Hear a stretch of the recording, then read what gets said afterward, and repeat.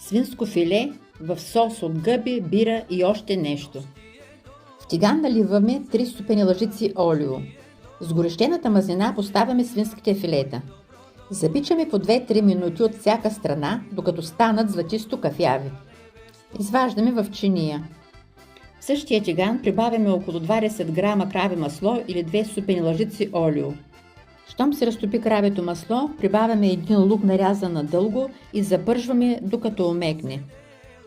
И тук може да се увеличи малко котлона, за да може по-бързо да се изпари течността, която ще се пуснат. Добавяме склитките чесън нарязани на дребно и мащерка. Наливаме бирата и оставаме за 2-3 минути да се изпари алкохолът. Поръсваме с червен пипер. В отделен съд се смесваме водата с брашното и изливаме в тигана. Прибавяме горчица и мед и разбъркваме. Овкусяваме с сол и черен пипер. Връщаме филетата в тигана. Намаляме котлона на слаб огън, захлупваме с капак и оставяме да ври за около 20-25 минути.